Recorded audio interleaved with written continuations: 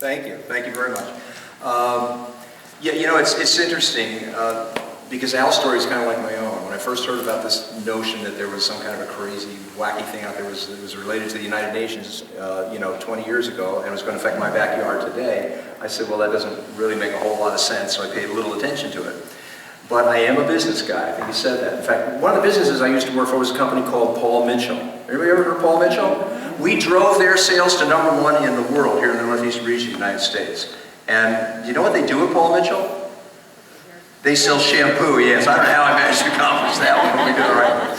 So in '89, I started a consulting business that has to do with leadership training. And I really think that one of the things that we value most in leadership is integrity and honesty and getting the facts out before you open your mouth and say stuff. So I did research this whole notion of the UN being involved in planning and somehow my backyard today. It didn't make an awful lot of sense.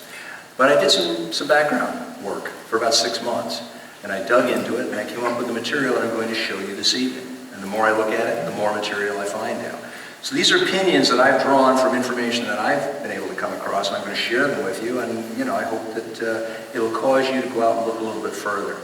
Now, the reason that I do what I do is there are two, actually. Number one is I have 3 grandkids out there. I love them dearly, and I'm worried about what's going to happen for them coming down the road. And the other thing is I've never seen this nation as divided as it is today. We've got the rich against the poor, we got the guys that get bonuses against the guys that get littler bonuses, we've even got patients being turned against their own physicians and surgeons. So this nation has been split like I haven't seen it since the 60s. And I think we need something to heal this country. Actually, this UN, I believe, has provided something that can, because this is not an issue that has to do with liberals or conservatives or Democrats or independents or anything else. It's something that has to do with absolutely every single American. And that's what I want to share with you this evening. Now, I call this presentation False Choices, or How Sustainable Development is Transforming Your Community. Now, there's a gal named Betty Perry out in Orem, Utah, and she was picked up at her home back in 2007. And Betty was guilty of something awfully terrible. What she'd done is she's allowed her garden to, quote, die. She had a dying garden in her front yard. And so she was hauled away by the local enforcement police. And if you look up there on the screen, you can see a little mark there on her nose. Well, that's where, in the scuffle to get this gal, this breaker of the law, into the squad car, she ended up tripping and she banged her nose on a step. But she's not the only one. Over here in Oak Park, Michigan, the early part of this year, Julie Bass decided it was kind of expensive to buy organic food. So she thought, well, gee, you know what I'll do is I'll put one of those little gardens in my own front yard. So she set up a garden for herself. And she checked with the town council first, because she didn't want to do something that wasn't according to code. And the council said, yeah, that's fine, you can go ahead and put the garden up. And then she went and she checked with the mayor, who she happened to know, and he said, that's fine, we don't care. But all of a sudden up comes this code enforcement officer of the Office of Technical Directors Enforcement. And he said, you know what, you can't do that. She resisted and said, well, yes, actually, I've gotten all kinds of permission. She decided to fight it and now faces 93 days in jail for that. And it gets a little bit tougher, too, because these folks down in Dade County, Florida, and near Miami, 1,500 of them are losing their homes right now through a program I'm going to describe to you. And also in King County, Washington, about 17,000 people have struggled to win their property back. These guys were down at the local county courthouse trying to get back property that was lost in a 65% land grab, which I'll also want to explain a little bit later. Now, what we're going to talk about tonight really has to do with property rights. Because without property rights, we don't have liberty, we don't have freedom. And in the Declaration of Independence, it says these rights are absolutely unalienable. And there's a reason why they're so important. It's a reason why they've also been included in the United States Constitution under the Fifth Amendment. You see, everybody in this room is an organic human being. So in order for us to survive, we need certain things. We've got to have food, shelter, clothing. And in order for me to be free and independent, I need to have complete control over some of that. And we look at housing, because that's what we're talking about here. We're talking about private property. If I don't have the opportunity to own the home that I am in, free and unrestricted, then in fact I owe myself, my soul, my ability to survive to some other person. I'm not free. That's why our founding fathers put so much emphasis on the idea of property. And I think young people growing up today sometimes miss that. They don't realize how important it is to have private property that's unencumbered, that's yours. Well, that's one of the things that makes the United States exceptional in the eyes of the world, or at least it should make it exceptional in the eyes of Americans. But not all nations feel exactly that way.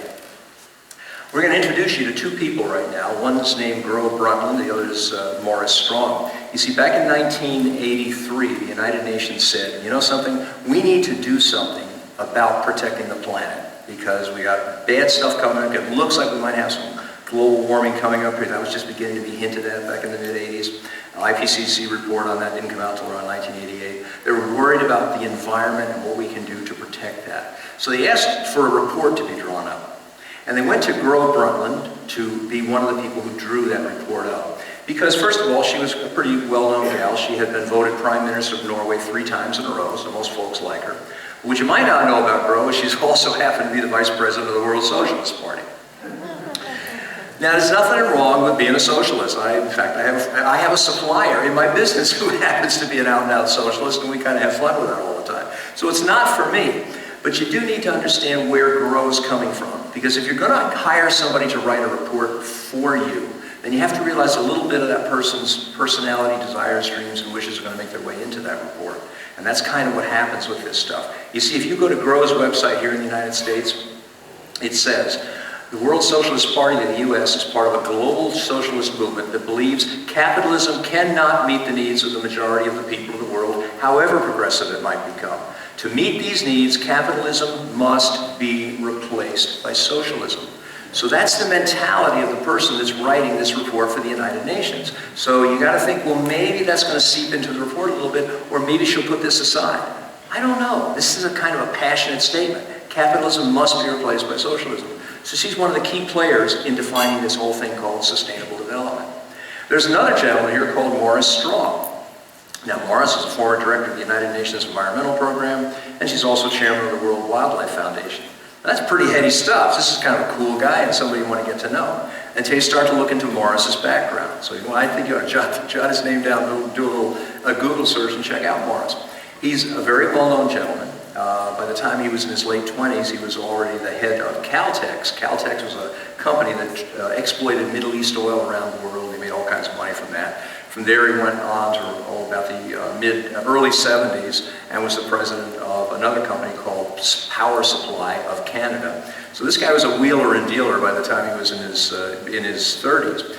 In 1973, the United Nations asked him to step up and become the chairman of this United Nations, UNEP, United Nations Environmental Program. 2 years later, he left that post, bought 200,000 acres of property in Colorado, over the largest freshwater aquifer in the United States, and decided what I'll do is put a pipeline between me and the southwestern United States, and I'll make a fortune. I'll sell all that water downstream, and I'll just make a fortune for myself. Well, the environmentalists threw him out. They said, well, you can't get away with that. Now, isn't it kind of ironic that the guy who used to be the director of the United Nations Environmental Program, kind of got thrown out by the environmentalists? Well, it wasn't all a loss because Morris did pick up $2.4 million on the way out the door, so he did kind of okay. He then did numerous things after that, got involved with various corporations, made lots of money, and then in 2005 his name popped up again in the oil for food scandal. Anybody remember that one? The United Nations oil? Well, part of that was Morris. He was charged with what seemed to be a pretty airtight case against him, but nobody ever really found out because he skipped out to China. So he lived in China for a while while all the investigating was going on. Now, there's a reason why he went to China. They could have gone anywhere in the world because the guy had some, pretty deep pockets. The reason he went to China was because his cousin was very well known by Mao Zedong. In fact, when she died, she was so well accepted by the party over there. In fact, she was one of the friends of the party. When she died, she wanted to personally arrange for her burial. So this guy was pretty well related to that society over there. So that's why he chose to go to China. While he was over there, he made it an objective of his to remove the United States as the #1 world's economy and replace it with China. Now, thank heavens, he was not successful at doing that. He was one of the other key authors of this report that I'm going to show you up here in just a minute. So I spent a lot of time on these guys, more than I'm going to spend on anything else, because you have to understand where sustainable development came from. This was the birth of it. This is where it got started. It was a way to save the planet, which is a noble cause. But these are the guys that wrote it. As the head of UNEP, Mr. Strong said, to provide leadership and encourage partnership in caring for the environment by inspiring, informing, and enabling nations and peoples to improve their quality of life without compromising that of future generations is our mission. Now, I made that in bold up here, to improve the quality of life without compromising that of future generations. You're going to see that term pop up again and again and again. So they did put together a report. It was called Our Common Future. And guess what? They defined a sustainable development. Son of a gun, what was it? Development that meets the needs of the present without compromising the ability of future generations to meet their own needs. Does that sound familiar? Have you heard it somewhere before? Yet Morris has carried that forward from when he was back there at UNEP. Now, there's nothing wrong with that. And between you and me, I like the idea of taking care of today and also taking care of the future. That makes a lot of sense to me, and I think that's a really good way to go about doing stuff. So this is great. Until you read the book, because you can buy this report and then just kind of thumb through and go to chapter 2, which is called Towards Sustainable Development. You go on Amazon.com. I think the book's about $14.95, so it's right there. You can pick it up and read it for yourself. In here they describe what it's going to take to save the environment. And what they did was they linked poverty to the environment by saying that poverty is a major cause and effect of global environmental problems. And they drew the conclusion that the reason we have environmental problems is because certain nations on Earth are using too many resources. So what we need to do is kind of spread the wealth around. Does that sound familiar? I know I've heard this. I can't quite remember what it was. But I know I've heard that before. They want to kind of spread that wealth around a little bit. So what they did was they said that, you see, certain countries, such as high-income oil-producing countries like the United States of America, have a tremendous amount of power and wealth. So what they need to do is begin to pass some of this down to other nations of the world. Now, the only good thing about this cockamamie scheme was this was a UN report, probably written by a couple of guys sitting in the basement of the UN at the end of 42nd Street, and nobody's really paying attention. How many people have ever read a UN report? Anybody? No, nobody reads these things. So one person did. So we have one here. We've been calling you up here. So yeah, so basically we're okay because, well, this is kind of a screwy idea that we're going to get rid of our wealth and somehow that's going to save the planet. That's not really going to go anywhere because it's nothing more than a UN report. Oh, in this report all the way, they talk about these three things called equity, the environment, and the economy, and they say, well, somehow those are all tied together, and ultimately that balance is what goes to create sustainable development. Well, thank God we never have to worry about this stuff because this came out of, a basement somewhere. Except for one thing. They did call for an Earth Summit. So I'm not sure what an Earth Summit is, but son of a gun, they had one in Rio de Janeiro, Brazil, 5 years later. And that was called United Nations Conference on Environment and Development. It was also known as Agenda 21. But it was no longer a couple of people sitting in a basement in the UN putting together a report that nobody's going to ever read. Instead, 18,000 people showed up for that weekend. And at that point, back there in 1992, they codified what was written in this book 5 years before. Morris Strong came out on stage when that meeting opened up. And when I came out here, I think I talked about, having no hair? I think we went there somewhere. Well, that's not what Morris said. When Morris walked out on the stage, this is what he said. Current lifestyle and consumption patterns of the affluent middle class involving high meat intake, the use of fossil fuels, electrical appliances, home and workplace air conditioning, and suburban housing are not sustainable. Now, if it's not sustainable, what do you think they think you have to do with it? We got to reduce it or eliminate it because it's not sustainable and it's bad for the planet because after all, the whole point of this report was we're going to try to save the planet. So that means we have to do something about that. But that's not all that Morris said. He also said, isn't the only hope for the planet that the industrialized civilizations collapse? Isn't it our responsibility to bring that about? I want you to take a couple of those words and Google them, because I don't want you to get the idea that, this is taken out of context and somehow this doesn't have anything with the way the guy believes. No, the guy believes this kind of stuff, and that made his way into his work. And by the way, by the time that meeting was done, we had this. And this is called Agenda 21, an agenda for the 21st century. So when people say, well, there's no Agenda 21, or it's just this cockamamie lunatic idea and it doesn't really exist, tell them to go online, Google the United Nations Agenda 21 and pay the $24.95, and you can download, you can buy the book, and you can take it home and you can study it. There's 40 chapters of oh my God in here when you start rolling. This book is really simple because it says right at the very beginning, and in fact I can read it right here. Agenda 21 is a comprehensive plan of action to be taken globally, nationally, and locally by organizations, the United Nations system, governments, and major groups in every area in which human impacts on the environment. Well, okay, so that's good. We're only going to worry about those areas in which humans impact the environment. How many areas are there where we don't impact the environment? Yeah, not too many are floating around. So this is a rather ambitious program. In 40 chapters, we're essentially saying that we're going to take over the whole environment, everybody that interacts with the environment, and we're going to manage the way they live their lifestyle. Well, isn't that what GROW and Morris kind of stood for from day one? So this has kind of begun to seep its way into society. However, while 18,000 people did show up here, we can still feel relief because this is still a UN report, right? And how many people went down? Okay, 18,000, but we weren't there, so we don't really have to worry about it because this is still sitting over here in the United Nations. So thank heavens for that one. Well, a group called the Convention on Biological Diversity actually was formed before that UN agenda meeting back there in 1992. And they were tasked with to create a practical tool for translating the principles of Agenda 21 into reality. So we needed to take something that would go from here, which is just a report that nobody's ever going to read anyway, right, to here, which codified that report that we hope nobody was going to read. Well, now we need to, manage all of humanity. Well, that takes a little bit bigger book, right? You can't manage humanity in 241 pages. But you can manage it in 1,100. So they came out with this guy, and it's called the Global Biodiversity Assessment.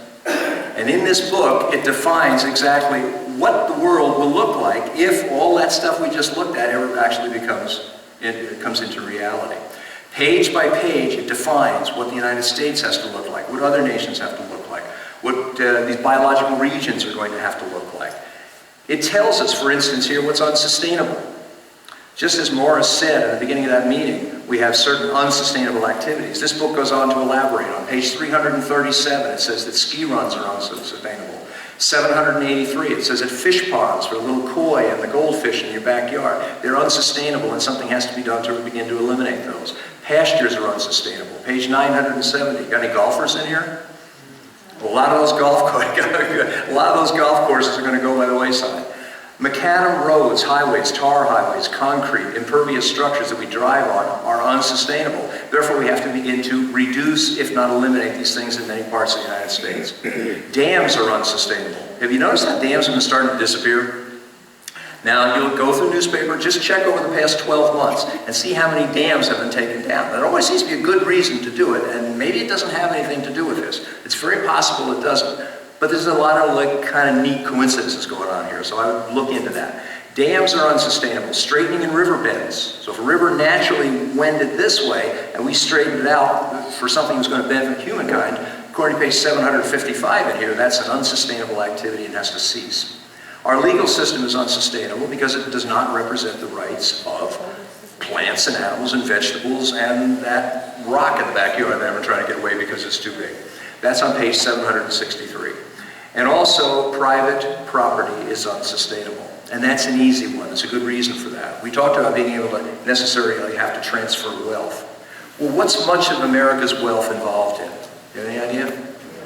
Property. Yeah, it's private property. So we have way too much over here, and that's just not socially fair. That's not socially just that we should have all this wealth and other nations of the world don't have that. So this report here now, still in the UN, thank heavens, this report over here says on 782, private property is unsustainable, therefore it has to be shrunk. Of course, one way to shrink it is we move into, higher, more compact areas, and that'll begin to shrink some of that stuff. But that'll never happen. And then on page 773, it says consumerism is unsustainable. And it actually makes sense. That scary thing is some of this stuff does make sense. Why is consumerism unsustainable? Because if I buy stuff, somebody has to make that stuff. And when they make stuff, they're using natural resources to accomplish that. So in the process, we're depleting the resources of the planet. Therefore, the more I buy, the more danger I am to the planet and the environment, so that has to be reduced. So we need to find some way to reduce consumerism. And what's a good way to reduce consumerism? Lower your standard of living. Reduce your value of your property and move money out of the United States into other nations. But how can you do that? I mean, that's not going to happen. So anyway, then we have the family unit. According to this book, on page 771, the planet can only sustain about 1 billion people. So if we get any more than that, we're going to be in serious trouble. So we got to keep it down there. Now I think there's what, about 7 billion floating around right now of us, and we're headed for 15 or something like that. So we're way ahead of what this book says. But it doesn't just stop there, because you see, they also have a plan called the Wildlands Project. And that occurs in this book. You'll find it described on page 993. It's also described in other books, which you'll see up there. The UN Convention on Biological Diversity, UN-US Heritage Corridor Program, Wildlands Project. All of these you can look up online, and you can find out about the Wildlands Project. Now, if you notice on that map, if that United Nations program goes into effect, which it never will, right? Because this is just the United Nations, so nobody pays attention to this stuff. If that goes into effect, you see those little red dots up there? Well, those little red areas up there, those are areas where basically they're reserves, they're core reserves where people are not be allowed to live. There'll be a little bit of human habitation there, but essentially you won't be able to live there. Around them, you'll see them surrounded by these yellow areas or these kind of buffer zones. And those buffer zones are areas that essentially protect the red zones to see that nobody gets in there and keeps them out. Then you'll have corridors that kind of go from one zone to another zone. And finally, you'll see these kind of green areas. I think they're showing up, yeah, the green areas over here. Now those are called normal use zones. Normal use. But they're actually normal use zones of cooperation. Now, zones of cooperation is a term that was developed by the IUCN, which is a huge NGO, way back in the 1970s. So while you may live there, it's not exactly you control the land that you live on. You can live there, but other people are going to tell you what you can do with it, how you can do it, when you can do it, and so on. So it's land use, all right, but it's very, very highly regulated. And then finally, we have these little black dots, you see. Guess what that is? That's where you and I get to live. That's our home. There's a lot of them. I mean, there's a lot of them. You got the whole East Coast has a bunch of them up here, and you got up here, I guess that's probably Sacramento, and I guess you got LA down in there, and parts of Texas and Oklahoma, and so on and so forth. But those are the areas where we're going to build these high-density human habitats. And all of these are defined in habitats from the United Nations, and also, again, in that United Nations Global Biodiversity Book. But thank heavens we don't have to worry about this, because this is just a UN report, right? And this never could happen in the United States because we're just too big, we're too rich, we have too much going on, so that we're okay. We'll never have to worry about that. If it did happen here, though, they've defined in this book, in Agenda 21, they define sustainable development as development that meets the needs of the present without compromising the ability of future generations to meet their own needs. Have we heard this before? Yeah, I know I heard this somewhere. Actually, yeah, it was back here, it was back here, it was back in the United Nations back in 1973 under UNEP, and all of a sudden here it is in 1992 in the Agenda 21. Well, Agenda 21 actually consists of these good old three circles that we had back in Our Common Future. They're the same ones. Social equity is simply where the individual gives up personal wants for the needs of the community. And we're going to kind of delve into that in just a little bit. Then we have economic prosperity. And then finally we have ecological integrity. So we're going to take each one of those and look at them just a little bit closer. Social equity, that's a really neat one. Laws begin to coerce individuals to give up their personal wants for the needs of the community. So you all of a sudden find out that the community matters most. When we're talking about social equity, what you're talking about is a master-serf relationship. I know it doesn't sound like that, because equity sounds really cool and social sounds really friendly. So how can you go wrong with something that sounds cool and friendly? But in fact, it doesn't work that way, because when I want social equity, I get to decide who gets this and who gets that, and who's the giver and who's the taker. But one thing's for sure, the guy who defines social equity, he's not going to be the serf in this deal. He's going to be the master. He's going to be the one dividing this stuff up. So whether you're a giver or a taker over here, it doesn't matter. You're still the serf, and you answer to the guy who makes all the decisions up there. Now, Harvey Rubin, I want you to notice this guy's face because he's going to pop up here again. Harvey Rubin said, Individual rights will have to take a back seat to the collective in the process of implementing sustainable development. You know, you have to understand that. This is serious stuff here. I mean, this sounds like cockamamie, you know, like some fictional novel that would be written somewhere. And again, this is how, you know, this can't happen in the United States. And yet, here we have it. This guy's saying individual needs are going to have to take a back seat to the collective. What kind of talking is this? What kind of language and vocabulary is the collective? Communism. Remember that from school? Communism. Yeah, well, I wouldn't want to use that C word, but yeah, I remember that when I was back in school. I'm not so sure if they teach that these days. But this is what the people who put this program together feel and believe passionately with all their heart. I don't blame them, because this is what they believe. And they're simply implementing their beliefs. All this is a high-level business plan. That's all it is. This is a high-level business plan. And all this is the backup data. You know, due diligence, when you put a program together, you need the due diligence. This is the due diligence that says, this is how we're going to make that whole thing come together. But it's not here in the United States. I mean, thank heavens, we'll never have to worry about this in the United States of America, because we don't do things like that. Well, it also talked about economic transparency. And economic transparency has to do with the transfer of wealth. Agenda 21, in its preamble, says, the developmental and environmental objectives of Agenda 21 will require a substantial flow of new and additional financial resources to developing nations. So the objectives of Agenda 21 mean we need to take money out of this country and we need to transfer it to other countries. Well, don't we already do that? Don't we have all this foreign aid? But we're not talking about foreign aid. We're talking about serious amounts of money, not a little bit of foreign aid.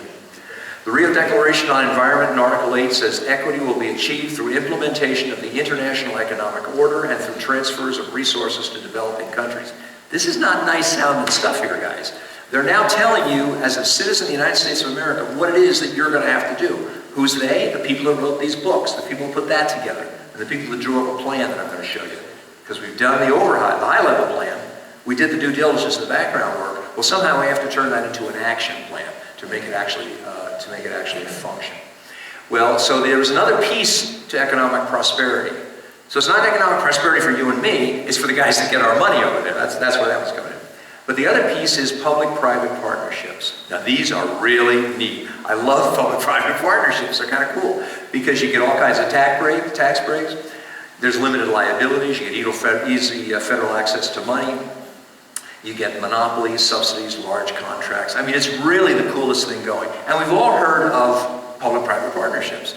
One was Solyndra. That's the first one that pops up. That's really cool. They got $500 million bucks and they really got rich. I forget what exactly happened to Solyndra. Bankrupt. They went belly up. All right, but hey, it's a public-private partnership, and you know the cash flow really worked well. As a matter of fact, I could use a public-private partnership, and I could transfer money out of the United States and make another company wealthy. All I'd have to do, the country wealthy. All I'd have to do would be like start up a car company, put $500 million in it, and then have the car company built in, say, Finland. Think that would work? Yeah, that would work. I managed to move like $500 million just in one shot like that, and it would be really neat. Or here's another way to transfer money out of the United States. I could build 2 buses, and spend about $1.1 million on each of those buses. And then travel around rural America and say how wonderful America is and the great things that we, the government, are going to do for you.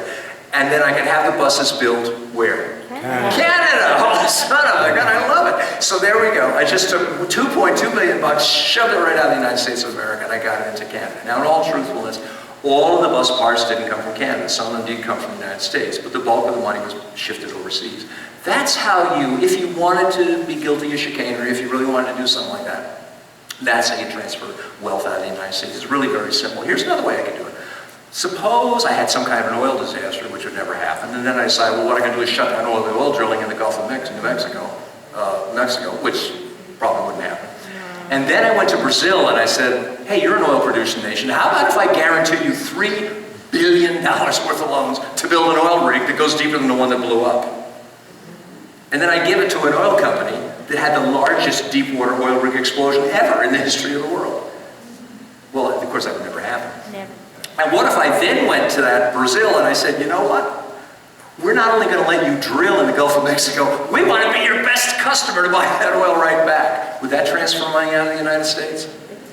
Yeah, kind of do it, would it? Well, that's how, not that there's any scheme to do that or anything, but this, it kind of fits. Now, the problem with all this is this. You see, in the process, what happens to the free enterprise system? I don't know about the guys who run these public-private partnerships, Solyndra and so on, but I know about John Anthony, and I have a small business, and I work hard. And when I want a loan, I have to work, I have to prove that I can come up with that money or they're not going to give it to me. I don't get nice deals from the federal government because I'm not eligible for any of those. So I still pay the high taxes, normal liabilities, limited access to the federal government. I have high competition out there. Money costs me money. And, sometimes it's a struggle out there to bring in the business and help your company to be successful. So in the process of this easy money that comes to groups like General Motors once they're taken over by the government, or Solyndra and these others, the free enterprise system begins to topple. And what's left standing are those companies that had those lucrative deals with the United States or whatever the government might be. That's economic prosperity. Ecological integrity simply places the rights of individuals below the rights of nature. They're subordinated. The Rio Declaration on Environment and Development says human beings are at the center of concerns for sustainable development. They are entitled to a healthy and productive lifestyle in harmony with nature. Now, let me see if I have. Yes, I do. Did you all get this? It's a piece of paper there stapled together. It has a picture of the United Nations in the upper left-hand corner, the UN symbol. Got a copy of that? Oh, okay. What you can do is go to principle number 1. I'd like you to take a look at that. This piece of paper, by the way, was copied out of here, out of this book. That's where it came from. So just where we know the source. And principle number 1 says, human beings are at the center of concerns for sustainable development. Well, I'm one of those human beings, and I'm really proud to know that I'm at the center of concerns for sustainable development. So that, for once in my life, I'm probably an important guy. I guess that's good, maybe. They, meaning us, are entitled to a healthy and productive life in harmony with nature. Whoa, back up a minute. I'm entitled to a healthy and productive life? Who gets to entitle me other than me? Aren't I the one that decides whether or not I'm entitled to a healthy life? Don't I get to make those choices? Well, no, not according to this. Because you see, this isn't the Declaration of Independence. This is based on the UN Declaration of Human Rights. All of this information is based on the UN Declaration of Human Rights. And that works much differently than the Declaration of Independence. In the Declaration of Independence, we're on top. We're the boss. The individual gets to run the show, and everybody else on down after that. Federal government is at the bottom of the heap. That's how our system works. But in other nations, it's the complete reverse of that. The government tells the people what their rights are. And it sounds so magnificent or munificent when I tell you that you get to have health insurance and you get to have a home and you get to have an education. Isn't that really neat? Well, that's what this is about. That's the kind of system we're talking here. But it goes further. It says that I'm only entitled to a healthy and productive life if it's in harmony with nature. So now they're not only affording me that healthy and productive life, they're setting some strings on it. They say that I have to live my life in a certain way. Well, that's what we call ecological integrity. To achieve sustainable development, states with a capital, because that's one of us. To the United Nations, we're just another one of the member states, should reduce and eliminate unsustainable patterns of production and consumption. Okay, and what are those unsustainable patterns?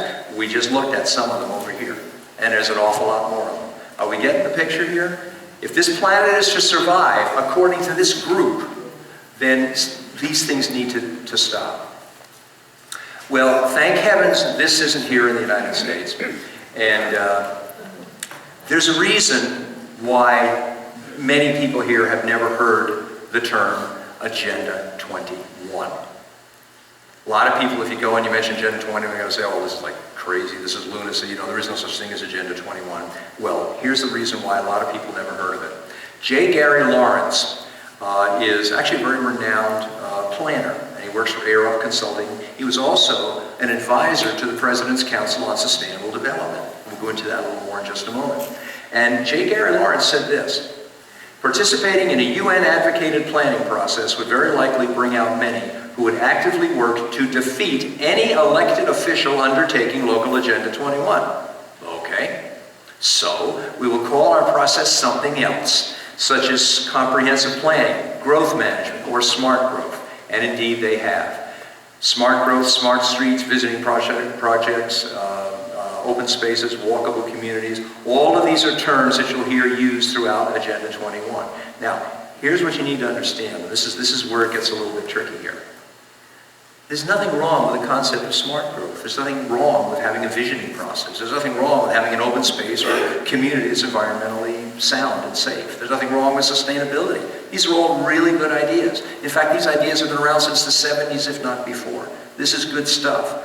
What's happened is a certain group of people have co-opted these ideas, co-opted this vocabulary, and they've begun to enshrine it, or enshroud it with a social agenda. And that agenda is what we're defining tonight. And what I'm asking people to do is to unravel that and look at the difference. I am not against sustainable development. Personally, I think it's a really good idea. I love the planet. I love fresh water.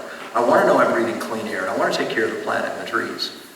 But that's not what you're looking at. What you're looking at is somebody a group who's taken advantage of a really good idea, and they've wrapped a really bad idea out of it so they can promote an agenda that most in this room would probably never want, regardless of what side of the political aisle that you sit on. Well, the intent of this version of sustainable development is this. We need to move people out of the rural areas, those local communities, and move them into this, which is Nicolet designed housing in Stapleton, Oregon. Now, it's not a problem if, in fact, this works for you and you want to live over here. But under the way these programs are being put together, you don't really get a choice about it. Ultimately, the master plans of different towns are changed, and you end up with this thing inch by inch by inch, and all of a sudden you wake up one day and find, wow, how did we get here? How did that all happen? Now, we haven't made it to the U.S. yet, right? I mean, so we're okay. I mean, this is all hypothetical stuff, right? Because we didn't get here. Well, actually, there were two plans. One was called Growing Smart, and Growing Smart is what designs urban cities. And the Wildlife Project down here, Wildlands Project, is what manages the different rural lands. Those programs were started back in 1992 when George Bush attended that meeting that we talked about, Rio de Janeiro, on that beautiful June weekend down there. Well, George attended. In fact, he was on Prince Charles' yacht, I think, at the time. And he agreed to the principles that exist in Agenda 21. He didn't actually sign anything. There was no written agreement that he signed off on, because there was a treaty that was mentioned that later he rejected. He said it was too open-ended. But he did open the door to it by saying, sounds good to me. But that wasn't good enough. Bill came along, Bill Clinton in 1993, on the 1-year anniversary of that meeting in Rio de Janeiro, by the way, June 3rd, 1-year anniversary, he signed an executive order creating the President's Council on Sustainable Development to begin implementation of Agenda 21. A month later, he signed the Biodiversity Agreement. Now, I'll show you a little more about that Biodiversity Agreement in just a moment here. Actually, let me expand on that a little right now. The Biodiversity Agreement had been presented the year before to George Bush, and he had rejected it. So then went to the Senate the following year after President Clinton signed an executive order on it. It went down to the Senate floor, and everybody's ready to vote for this thing until, just one second. If I had maps, oh, here. There you go. Until Dr. Mike Kaufman came down to the floor and he brought this map, a huge version of this map of the United States, the one that you saw before, that came out of the Global Biodiversity Agreement. And when the senators took one look at that, Kay Bailey Hutchinson came forward and she said, you know what, forget it. We're not going to vote on this thing. We had no idea what this Global Biodiversity Assessment Treaty amounted to. So it was rejected. But it didn't matter that it was rejected. It didn't matter that it was rejected because by that point, in 1997, the U.S. Conference of Mayors created the Joint Center for Sustainable Development, all based on the idea that Bill Clinton had already signed this by an executive order. So it was already a done deal. Now, in 2001, the National Governors Association endorsed Smart Growth, Advancing Statewide Sustainable Development. So why not? I mean, in 97, the Conference of Mayors is talking about sustainable communities. That sounds good. The president had already signed this thing into an executive order. That sounds okay. We're now talking about smart growth and sustainable development for the Governors Association, so why wouldn't they sign on? Because all this stuff sounds legitimate and copacetic, so let's go ahead and do it. In June 2011, while everybody was watching Anthony Weiner with those kind of obscene things he had going on the internet, while everybody's paying attention to that, something else was going on. Barack Obama signed Executive Order 13575 and created the White House Rural Communities Act, enabling implementation of sustainable development in 16% of the United States. So yes, folks, what started back here as an idea in a report that probably nobody ever read, that went to the United Nations back in 1987, 5 years later was codified in this book, which decided to manage all of humanity that comes into interaction with the United States, with the environment. Then went to the President's Council on Sustainable Development, which looks like this. There were 7 reports. And ultimately then was pushed down into every single federal agency in the United States. Now, the President's Council on Sustainable Development was conceived to formulate recommendations for the implementation of Agenda 21. So if you're under any illusion that this was nothing more than, hey, let's make the planet a better place to live, guys, and that this really had nothing to do with Agenda 21, I hope that I've dispelled that illusion. You can go online and check this out. In fact, you can go to the government printing office and you can order all this stuff. And it says right in here, the reason we formed the President's Council was to implement Agenda 21. And if you don't believe that, go to the EPA's own website and look up History of Sustainability EPA. And it's going to basically reiterate everything that I'm telling you right here and right now. Now, President's Council on Sustainable Development was not tremendously effective. In fact, if you read many of the reports that came out of there, a lot of stuff was never even acted on. It's blank. It's, did you accomplish this? No. Did you accomplish this? No. Did you accomplish that? No. So there's a lot of stuff that they really weren't very successful with. But there's one thing that they were successful with, and that was by 1999, when this group was disbanded, they had already pushed the elements of Agenda 21 down into each of the federal agencies of the United States government. And once it's in a federal agency, all I have to do to make a law is what? Regulate. I write it, I regulate it. It's right. It's the coolest thing in the world. I just sit there and I write regulations, and guess what? You're all stuck with them. Well, you can answer that. You can go online. You can go to regulations.gov, I think it is, and you can type in some comments. But guess what happens in those comments? Yeah, right. Okay. I know people who read those comments. I have friends who are scientists. I have friends who work for DEP. I have friends who work in the EPA. And I can tell you, in some cases, there's little coffee room jokes where they kind of chatter and clatter about all these silly little comments that are coming in. Now, everybody's not doing that. I'm not saying that. There's 2.4 million people working under the President's office. 2.4, that's a lot of money. Okay, there's 2.4 million people working in the under the executive branch, so not everybody's doing that, but it's happening, so we need to be aware of that. They also involve various non-governmental organizations, such as like the American Planning Association, Institute for Sustainable Development. The ideas of Agenda 21 in the United States were spread throughout all of these different venues. The implementation, once it was spread in those venues, was actually really simple. All we had to do was take the President's Council on Sustainable Development and just come up with a few bucks. Is it hard for the government to come up with a few bucks? Well, no, that's the easiest thing in the world. Who was that? Bernie Madoff that stole, was it $50 billion? Yeah, I think it took him, 25 years to do that? The government can do that in 5 days. I mean, this is like, it's really cool coming up with this money. And they didn't come up with much. They came up with $3 million that they gave to HUD, and then they used that money to create this guide, the Growing Smart Legislative Guide. Now, to create that, they went to this group up here, you can see that name up there. It's called the American Planning Association. And the American Planning Association is actually an A1 top planning group, probably the #1 planning group in the country. In fact, I know some of the planners who work with the APA, and I can tell you they're very nice people. And for the most part, they wouldn't want to take anybody's property. They wouldn't want to zone it away from you, take it away from you, or steal it from you. And yet, that's what's happening in many parts of the country. When the American Planning Association put this program together, put this legislative guidebook together, it followed the principles of Agenda 21. So to follow those in every state in the United States, you needed to have something big. So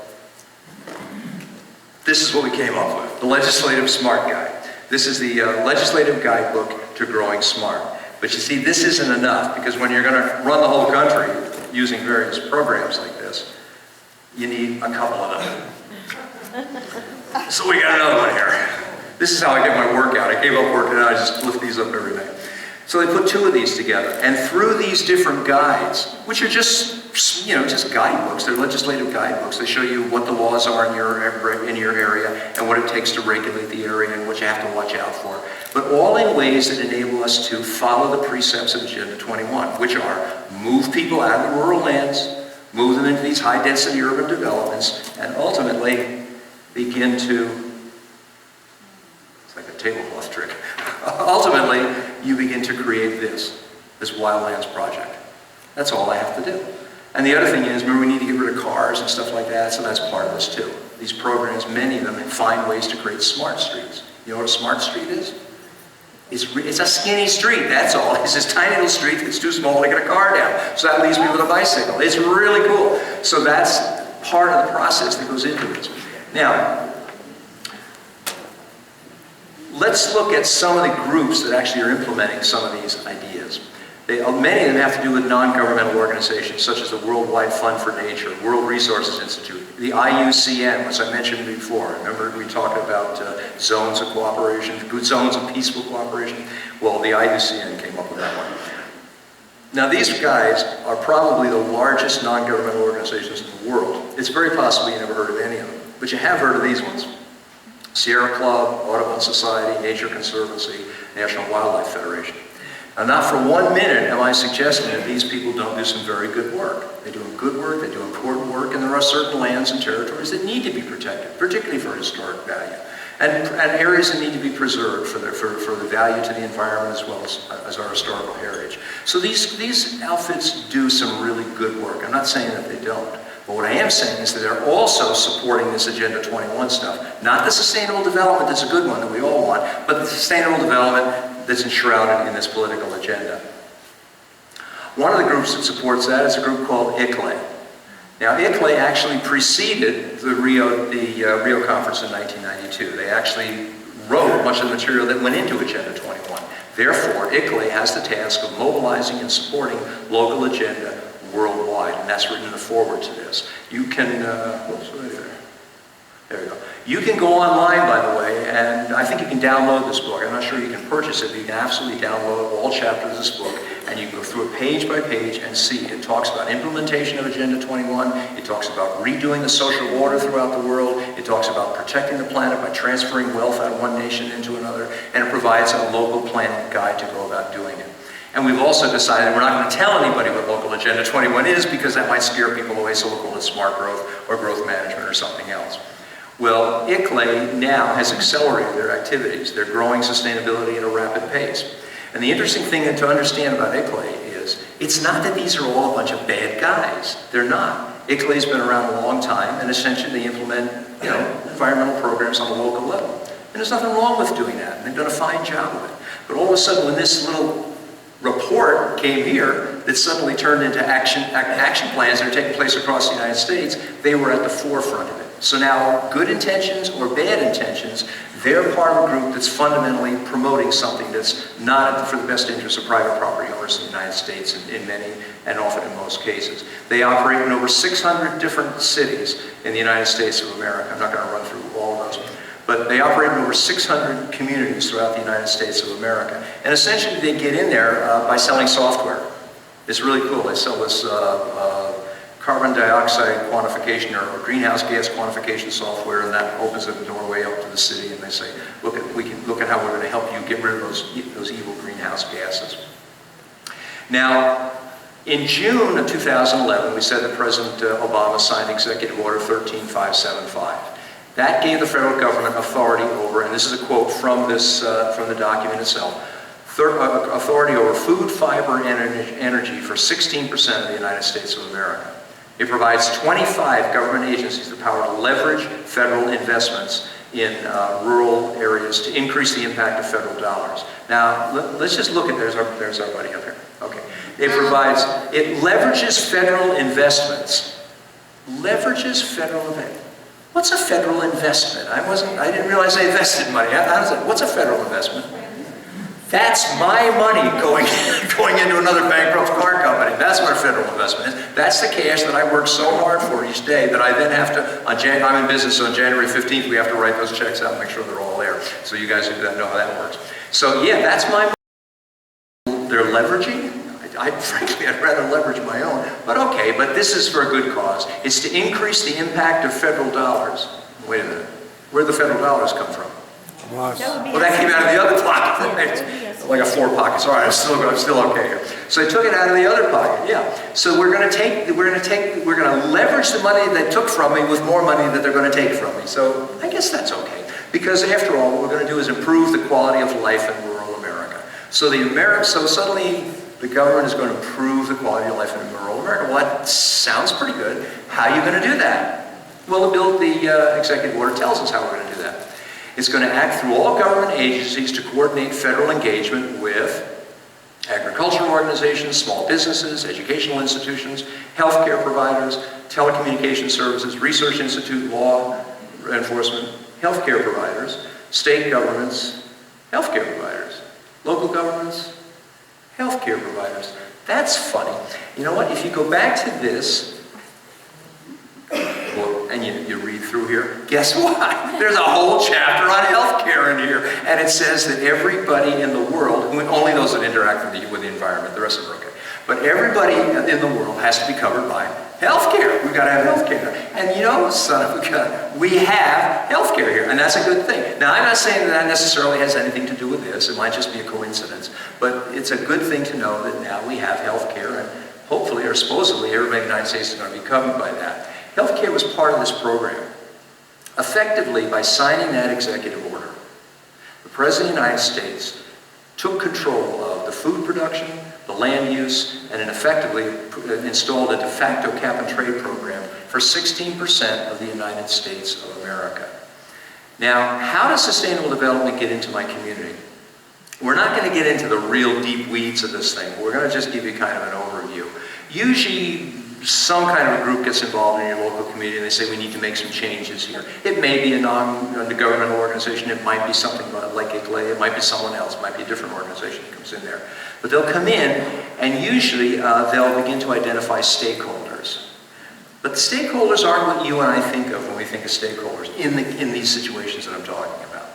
Those stakeholders that you and I normally think of are my neighbors, the guy down the street, this fellow on the block. Those are the stakeholders, right? Well, no. These stakeholders are kind of filtered.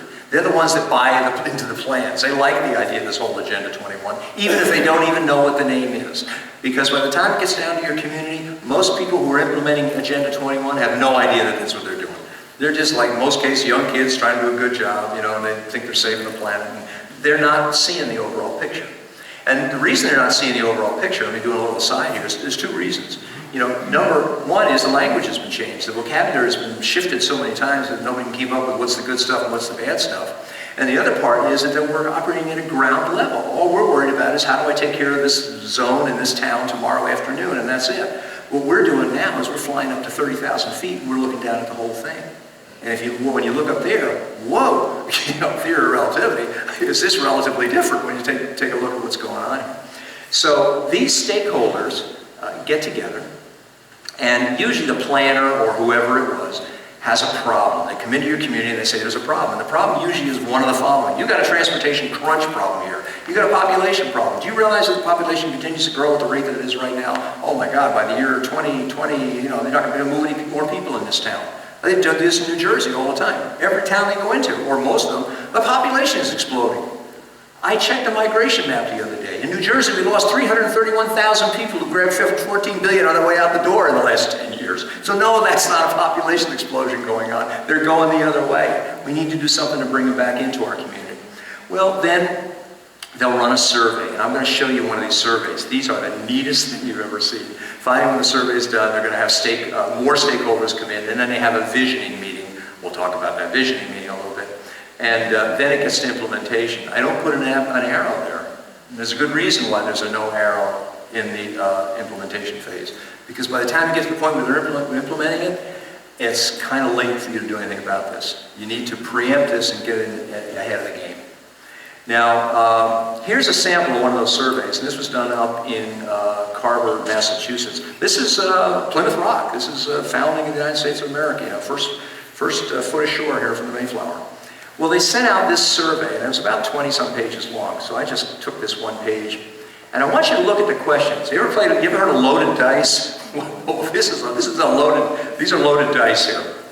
The first question the survey responder has to answer is, how important is the rural character of Carver?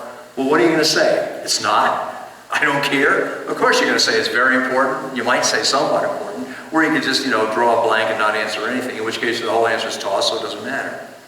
But look at the second question. It refers to buffer zones. It refers to green belts by rivers, land to reverse scenic views, wells and fuel supplies, wetlands, natural habitat, all this stuff. And look at the question it asks. Which of the following do you feel should be protected or acquired? What a choice. So tell me, sir, your property, would you like me to protect that, or would you rather I acquired it? Which one would you rather I did? So what are you going to say? You might look at this question and say, well, wait a minute, you're leaving me no out here. I don't have a choice. And you can go blank. Well, then your answer doesn't count, so that's really cool. Or you can answer it and say which ones, in which case you just given permission to be protected or acquired. And when this whole thing is done, out comes this really neat looking colorful graph that's done on an Excel spreadsheet. And wow, it looks cool. It makes its way into the local newspaper, son of a gun. And right on there it says, you know what? This is what your community wants. 79% of the people want access to rivers and ponds. 68% want farmlands and agricultural land protected. 63% want land for outdoor activities. And on and on and on it goes. And then the planners come out and they hold all this stuff up and you say, wow, that's what my neighbors want? Well, not exactly. Not exactly. How many people live in this town? 9,700 people, almost 9,800 people. How many people took the survey? 300 and some. 318 people. So that's what, 3%? 3% of the town decided this is what they, and they probably didn't know what they're filling out because they didn't have a choice in the way they answered, because they were locked into yes or yes. Now, it's fine to have a 3% sampling if you're trying to guess who's going to win the South Carolina primary. In fact, you can do 1%, who cares? That works just fine. But when I'm trying to decide what you're going to do in my backyard and what I'm going to be able to do with it, I would like to think that a little more than 3% of the people were involved in this process. But this is typical across the United States. We have a lovely town out on Long Island called Copiague, Long Island. They had a visioning process there a while ago, and I don't have a slide here that goes with that. But this visioning process, which normally involves asking people, what are you going to, what's your input, what would you like to do with the community? That wasn't the goals of the visioning process. The goals of the visioning process are, how would you like to change downtown so that it's more accessible to easy transportation? Well, that's not a vision. You've already created the vision. There's nothing for me to take process in other than the answer to a question you've already come up with. And that's what's happening in community after community with some planners. Not all planners. I wanted to make that distinction there. It's not every planner. It's not everybody from the APA. It's not everybody. But there's certain ones that are doing it, and there's a lot of them. Now, the good thing is this plan in Copiague was all about you. And that's the best part of all. It's you. I mean, that makes me really feel confident because this plan was about me. Now, I don't live in Copiague, but lots of people do. And in fact, there's a whole mass of people involved. Over 300 people were involved throughout this process. And in fact, that 300 people was a healthy mix of people who lived in the community, in the study area, and those that use it for other purposes, but live in surrounding communities. Okay, no, wait a minute. Okay. So the whole 300 didn't actually come from Copiague. They came from nearby communities and they came from Copiague. Okay, so we really don't have 300. But still, 300 people is quite a few. I don't know what we have. Maybe we got 60 in this room right now or so. So 300 is 5 times that. That's a lot of people to be involved. Got any idea how many people live in Copiague, Long Island as of 2010? I'd be surprised if you did. But anyway, about 18,000 people. Now, out of 18,000 people, 300, not all of whom even lived there, participated in this process. So that means, what's that, 1.5%? So that means that 98.5% of the people who live in the town community had the opportunity. They would say, hey, come on forward, but they never came through and they never heard a thing about that. Well, there are certain aspects of many of these plans that take place.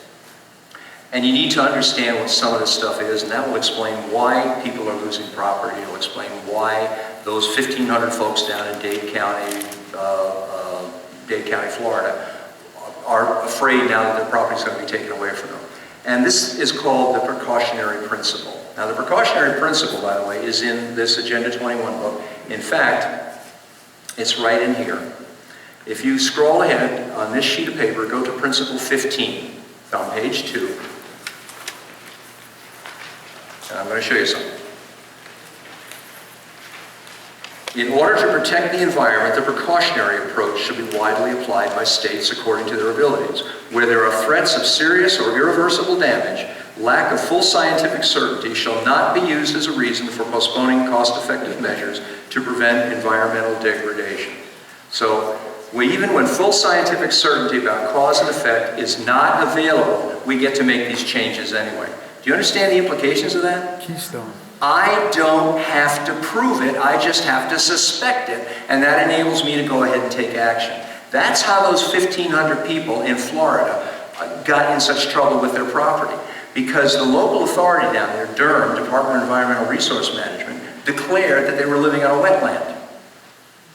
So the folks said, well, we're not just going to go for that. We'll call in the U.S. Army Corps of Engineers. I mean, they count. Army Corps of Engineers went there and they said, well, no, that's not a wetland at all. It didn't matter. Via the precautionary principle, the local group had said, you are, and therefore we're treating it as such. These people now are fighting to figure out, do we pay property taxes, or do we pay these fines of $37,000 a day because we're not moving out of a wetland area that we're in? And so the fight continues to this day. But this isn't the only principle. Now, this principle is common in different plans like that. In fact, in the President's Council on Sustainable Development, it says that this is a principle we need to begin to use on a more broad-based basis. There's also a thing called amortization of non-conforming uses. Now, if you think that was bad, go to chapter 8 in this book, because it just talks all about amortization of non-conforming uses. But for the homeowners who live in a community that adopts the guidebook's vision, the APA amortization proposal means the extinguishing over time of their right to occupy their houses without just compensation for loss of that property. How long they have before they must forfeit their homes will be completely up to the local government. We've just talked about taking away somebody's home without paying for it. Now, I'm not suggesting that it happens in every plan. This is like a Chinese menu.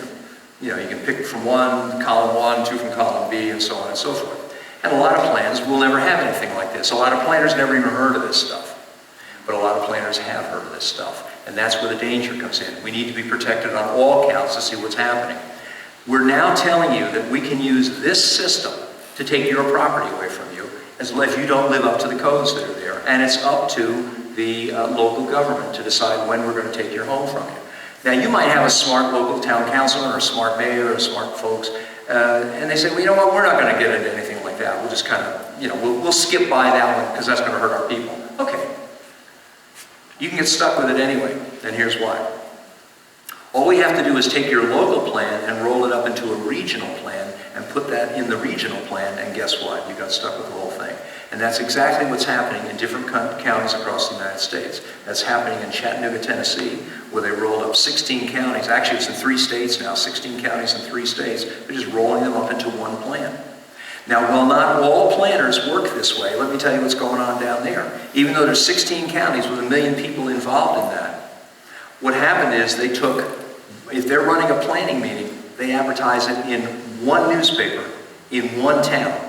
And most of the councilmen, well, not freeholders, but councilmen down there, don't even know that these meetings are taking place. One meeting that we're aware of, we had some folks down there were 130 people there.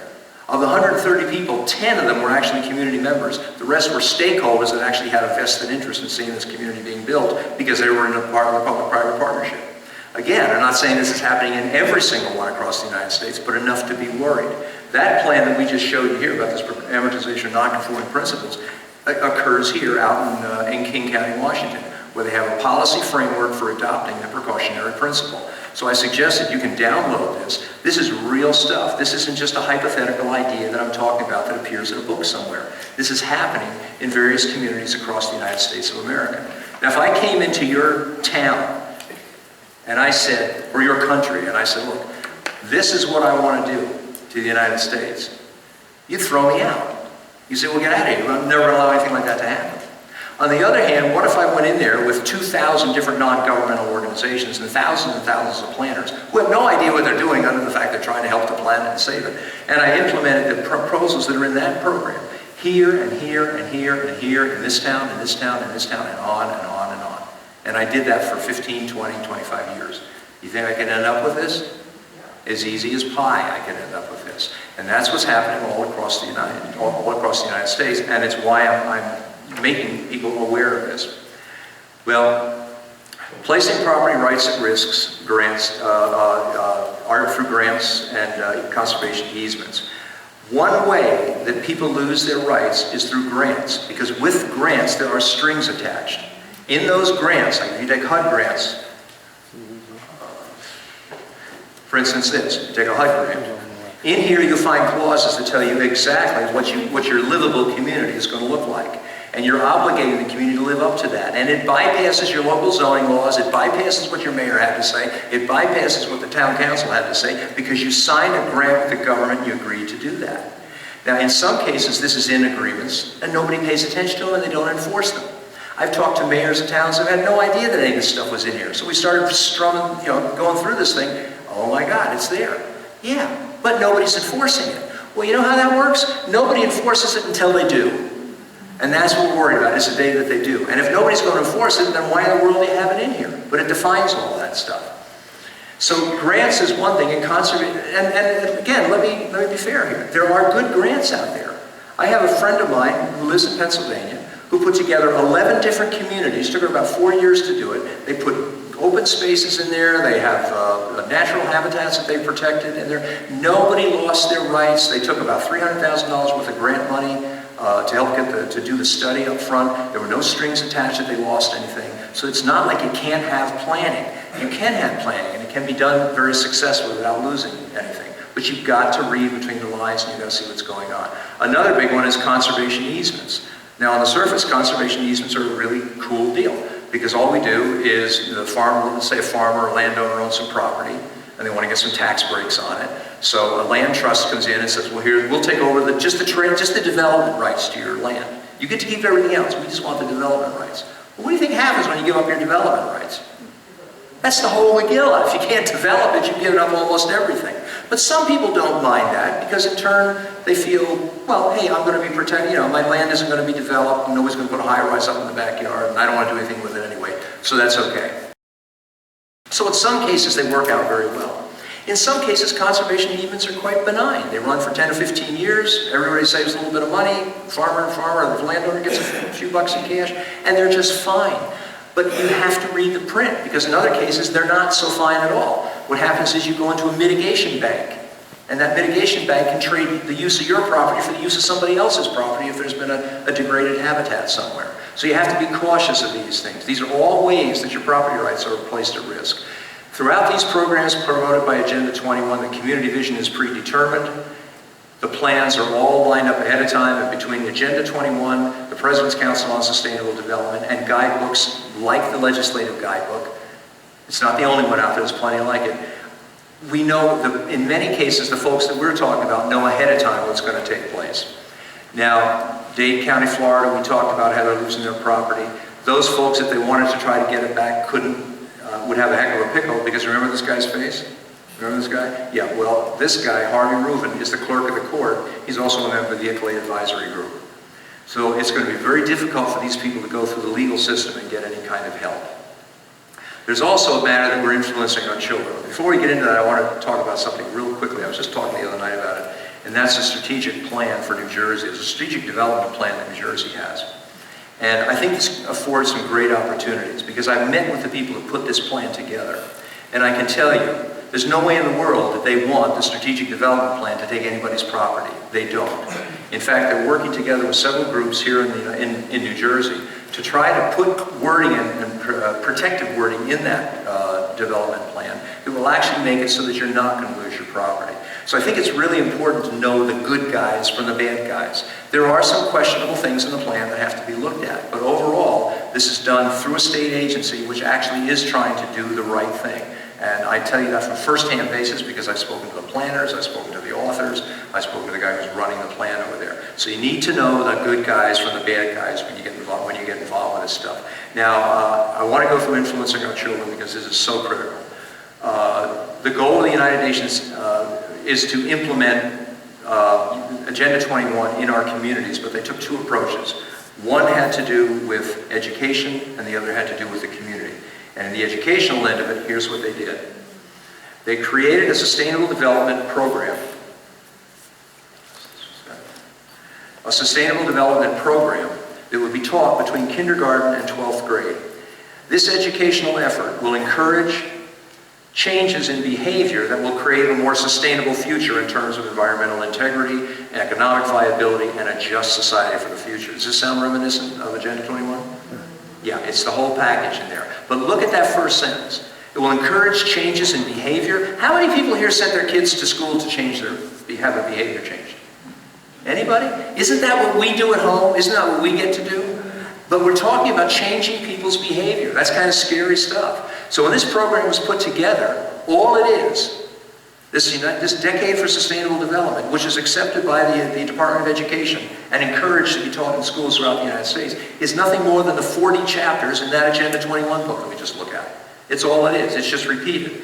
In here, they've created a curriculum that demands that consensus be taught rather than independent thinking. Do you find out that your kids don't do creative thinking? You sit down with groups today and you find they don't creatively think, they don't think through stuff anymore, they just want to kind of glaze over it. Well, they're being taught that. They're being taught that facts are man-made, that they need to eliminate disagreement and we have to rely on experts for answers. It's only okay to question certain ideas. From this book, which you can download off the internet, what's not open to question is the idea that wealth is unjust, socially unjust. Man's destroying the environment, causing global warming, and men and women women and girls are marginalized. This is all that's being taught in many of the different schools throughout the United States based on this Decade for Education of Sustainable Development. Now, let me bring it home because this is one of the books. They have them in New York, they have them in New Jersey. They're not in every single classroom, but they're in a lot of them. In this book it says, this is a math book, by the way. This is teaching your kids math. And it's saying that because the curriculum doesn't emphasize arithmetic computation done by hand, some connected math project students may not do as well on tests assessing computational skills. Well, that's great. I sent my kid to school for math and he's not going to know how to compute. But there's a reason for that, you see. We believe such a trade-off in favor of CMP is very much to the student's advantage. A trade-off in favor of the curriculum? How about a trade-off in favor to my son or my daughter who went to school? But it gets better, because if you go to page 17 in this book, here's one of the standards. Page 17, they learn, this is standard 3, students learn that mathematics is man-made, that it is arbitrary, and good solutions are arrived at by consensus among those who are experts. Okay? So we have to go to the experts to find out what this means. Have to go to the experts to find out what 3 times 3 means.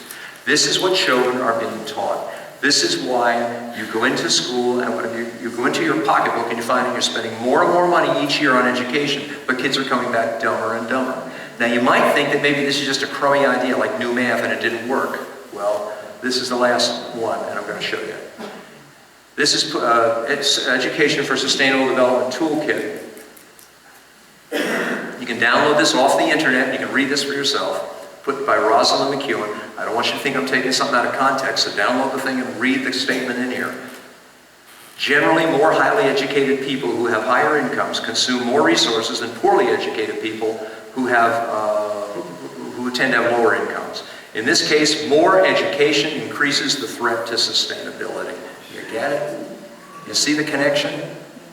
We're dumbing them down intentionally. In some cases, not every classroom, not every teacher, not every school, I'm not saying that, but it's happening enough to have an impact on the United States of America. It's not every planning group, it's not every plan that went together, but enough of them to have an impact on the United States. Now, the good news is communities are pushing back. In February, Carroll County, Maryland abolished the Office of Sustainability. Edmonds, Oklahoma dropped out of the ICLEI organization. Montgomery County dropped out of ICLEI in Pennsylvania. In fact, 2 counties, Somerset County, I think it was Monmouth County, just dropped out of ICLEI here in New Jersey, and more are. In the last year, 54 communities across the United States have dropped out of the ICLEI organization, and they've only signed up about 13 when they're trying to head for about, they have 600 communities that are going for 1,000. So they've been slowed down tremendously in this process because citizens are becoming more aware. And an aware citizen is what can turn these things around. There's also activities that can be done. In Wisconsin legislature, they introduced 2 bills, Assembly Bill 303 and 225.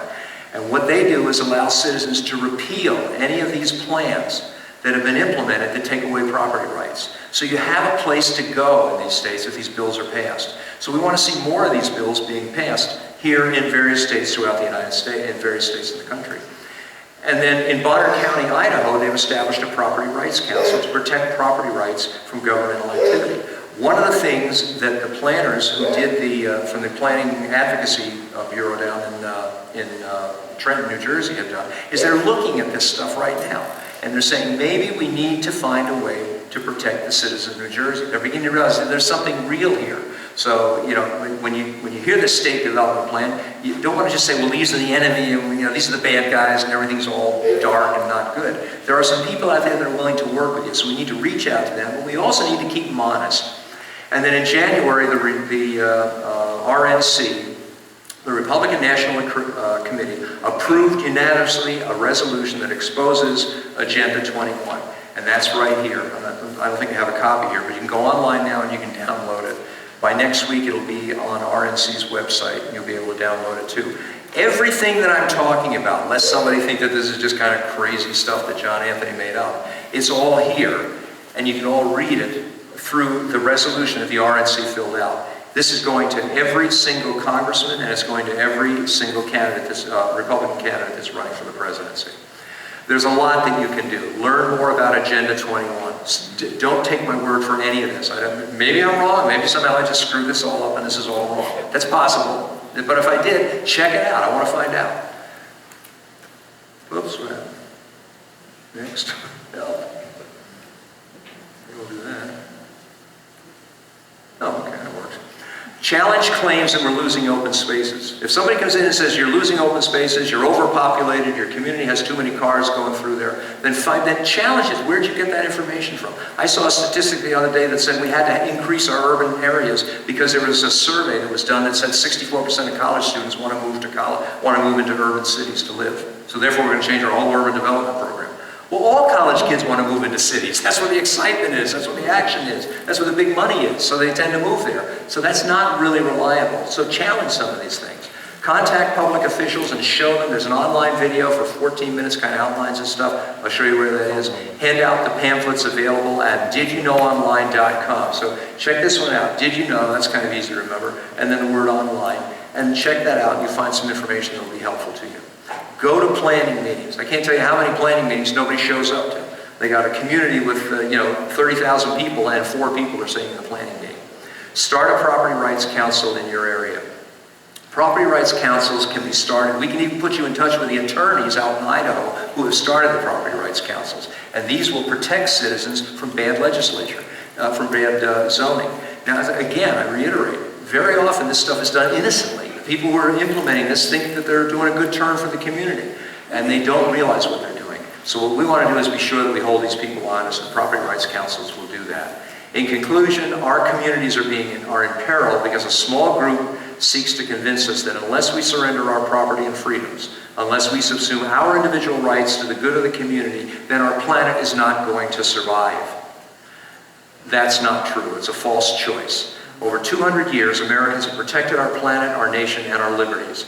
As communities, we can pull together to create our own plans to improve the environment without the control of international groups and the seductive lure of easy federal grants. Together, we can save our environment, and we can keep our rights and freedoms. And working together, that is the real choice. Ladies and gentlemen, thank you very much for your time.